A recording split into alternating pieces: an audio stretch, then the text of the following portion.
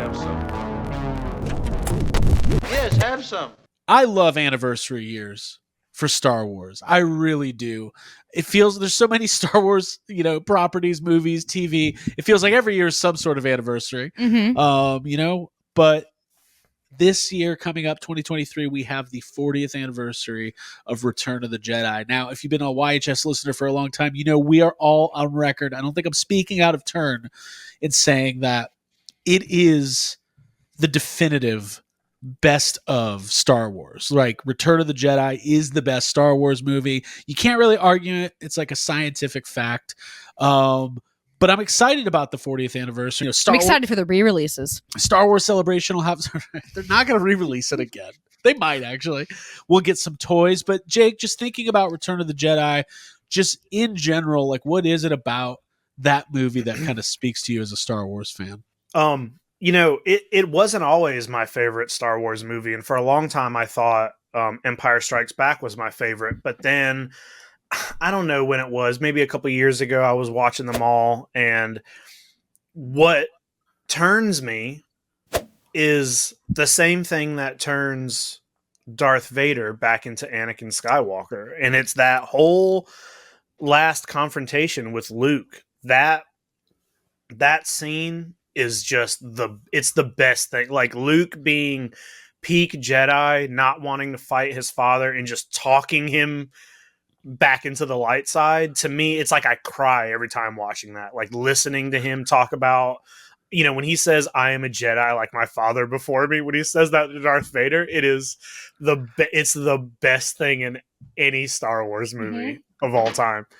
That means a lot coming from you, because you're not always, like, historically always on board and buying into, like, the redemption story. Yeah, that's what I was surprised. Not surprised, but it's interesting to hear you say how much you like that. I think that's why I think that's why I used to not like that movie. That's why I used to like Empire Strikes Back a little more. And I also used to be one of those people who rooted a little more for the Empire and the bad guys. And then it's like, as I got a little older, the first time I saw Rise of Skywalker, I didn't buy into Kylo's redemption either. But then when it came out and I watched it a couple more times, I'm like, no, like, I totally buy into his, like, so many things happen to him in the course of all three of those movies, especially that movie, that justify it for me. Yeah. And I don't know. And then watching Darth Vader do the same thing, it's just like watching those two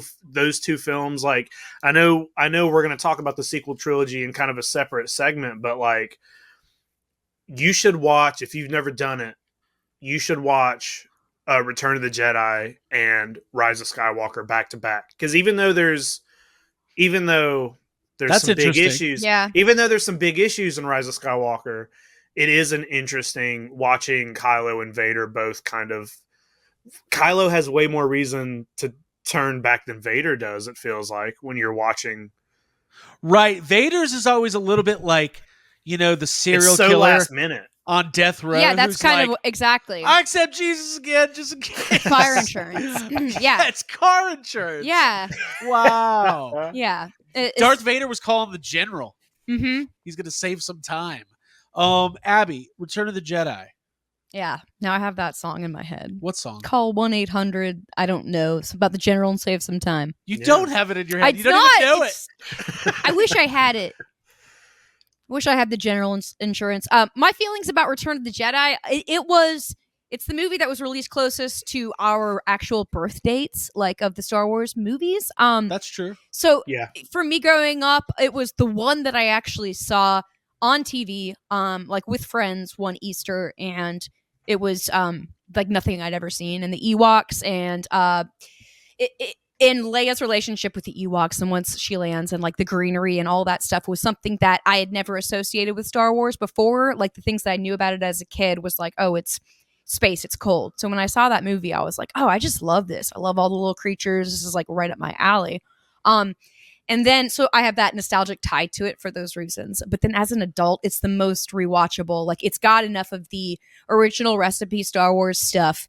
But then it's got like a delightful amount of cheesiness to it. That's not it's like well-aged vintage cheese. It's not like the kind that you're like, it's not annoying. It's still meaningful. And it still has that like part of the original trilogy succinctness to it. Yeah. I mean, to me, it has everything. Like, it has all of the elements that we have come to know and love about Star Wars that make it a Star Wars movie, and maybe like arguably the last perfect special piece of Star Wars content. Because like, I know when it came out, it kind of had that fan backlash, right? Like, people, like the hardened fans who have been like, I've been watching Star Wars for 5 years, Yeah. you know? And one thing I know is that these Ewoks don't belong. Like, that's one thing that's always really been interesting to me, because it's like, there were people just like us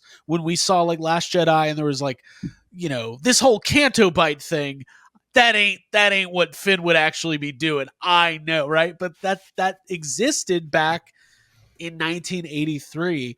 I mean, Jake, do you understand? Like, do you think people coming out of Empire was it the same fan thing? Was it just headcanon for 3 or 4 years writing what they thought was going to happen? It's the exact same thing. I can't tell you, like, if Return of the Jedi came out today and we watched it, like, we grew up on the Ewoks. Like, I love the Ewoks. My family legacy was built on the shoulders of Ewoks. Right, exactly. I have no family legacy, but I wish it would have been. But if that movie were to come out today and we would go see it, like, how many of us in our friend group would be like, well, the Ewoks were dumb. Like, you know, I feel like everybody I know loves the Ewoks, but I don't know if that would be the case if we saw it today. But it's the same thing. It's like, we saw it as kids, and so it's got a nostalgia kids, you just kind of love all of it. And you know, maybe kids who are watching the sequel trilogy now probably love all of it and will grow to love it and be like, why did those people hate porks? You know, some people hated the pork. Like, people freaked out about the porks. So it's like, people freaked out about the porks, and you're drinking out of one. I'm drinking out of one, right? Sipping milk. There's another one right over here. Yeah, staring at me. But so yeah, I don't know. I think it's just like, but I mean, there are things in the sequel trilogy that I disliked or hated or was like, this seemed like bad Star Wars to me. Right. So I don't know. It's like, I can't get like super mad at the people who disliked the Ewoks, because like, I disliked stuff in the new ones. So I don't know. It's like, yeah, but the difference is they're wrong. The Ewoks are great. I love them. I think to me, you're right. Also, Abby. Yeah. This opening, like, 20 minutes of Return of the Jedi, like, I think it really shows some, like, it's an interesting decision, right? Like, you end Empire with this huge reveal and then a giant cliffhanger, right? Like, oh my God, Luke Skywalker's father is Darth Vader. Mm-hmm. Mind-blowing. Oh my God, Han Solo is frozen in carbonite. Yeah. Oh my God, Boba Fett stole him. You're on the edge, cliffhanger. The movie's over? What the fuck, right? Like, so, but they don't, like, start off Return of the Jedi with, like, you're not thrown right back into it. Like, it takes its time, and it's like the introduction to Jabba's palace, and you know, all this. And right off the bat, it's like it's funny and quirkier. I'd say much more so than Empire. Right, Empire is very cold. I mean, it literally starts off. Yeah, Empire would scare me, like, as a kid. Like, if that the carbonite scene, I remember seeing like a flash of and just being like, oh, this is like really upsetting. But everything that happens in Return of the Jedi is like a little bit more kid focused, maybe. Except that Rancor. Except the Rancor. I remember being scared of the Rancor when I was very young. I was definitely scared of all of Star Wars until I was like 17, maybe 18. But the palace itself is like, it almost is like, it kind of takes you back to this time period where like puppetry was like at its height, right? It's like the Muppets, Fraggle Rock. It's like its most professional and like, and used and celebrated at that time. And that's part of what makes me love it the most. I'm a big fan of puppetry. And to see all the different creatures in the palace and like it's my imagination going. Yeah. And those are my favorite like creature designs of any of the Star Wars creatures from any of the movies. I mean, Salacious Crumb is in the movie for 9 seconds, and he's become like a fan favorite for years. Yeah. Oh wow, we got I him. got him right here. You got a Salacious Crumb. I got a little crumb right here. Well, there it is. You got a crumb over there? I got a crumb too. That's a monkey lizard. What are they called? Anyways. Kowakian monkey lizard. Thank you. Mhm. Could you not set him there specifically? Cool. Thanks. Appreciate it. He'll just sit on my leg. Okay, cool. I do think Return of the Jedi is a perfect, like an actual perfect Star Wars movie, because it has all the elements that I love, right? Like it has like obviously the second training scenes with Yoda and Luke, right? Yep. And Yoda giving like that final wisdom, kind of like, telling Luke like, hey, it's kind of time to step up. You gotta fucking calm down and like choose your path. You're on destiny, right? And or a collision course with destiny, and it might not go how you want it to go, and you can't control it because like there's this universe is not within your control, right? So you have to kind of like really understand what the Force is and how you can wield it for yourself, and hope Luke is seeing good in his father when nobody else is, and that's like a really human kind of condition, right? It's actually something relatable and grounded in a Star Wars and a sci-fi fantasy movie, where it's like The conflict of loving someone who's hurt you like that. Yeah, that's like as real as it gets. Yeah. And so I love all of that. I love all the Jabba stuff. Obviously, I love the barge. I love R2-D2 serving drinks. I like that R2 got a job. Finally, put that fucking droid to use. Right. Like J.J. Abrams is like, we're gonna have R2 sit in the corner for a whole movie. Like back in the day, we're like, we'll just make him a server on the sail barge. Yeah, he's not doing anything. Right. Nobody can understand him. Just fucking bring me my milk. They can. I bet he was serving some nice cocktails out there on the sail barge. Sure. Some Pepsi and Mountain Dew, according to my set of cans over here. So it's got all of that.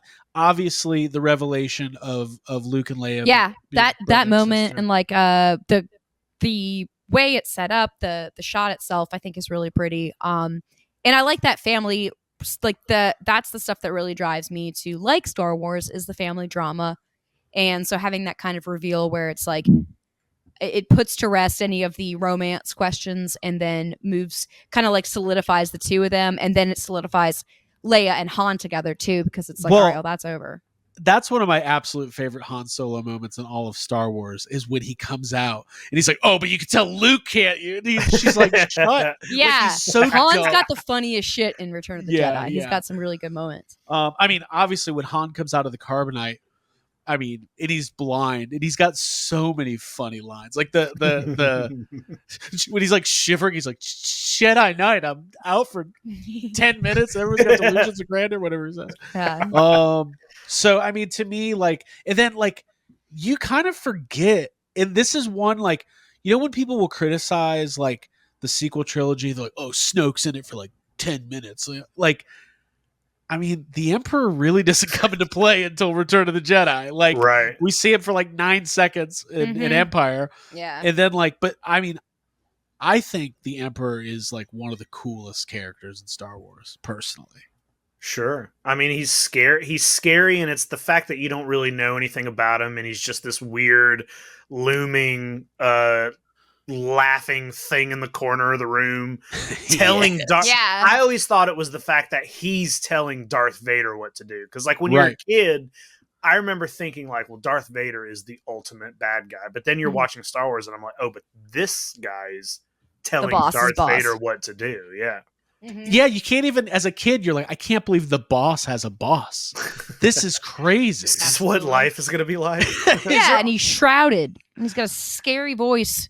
And I always thought it was cool that, like, that was actually Ian McDiarmid in Return of the Jedi, and that he came back. Like, that connection always, like, made me happy, even though, like, in 1999 when like Phantom Menace came out, I couldn't like compute that Ian McDiarmid. I was like, but he was so old in Return of the Jedi. Like, oh, okay, I see.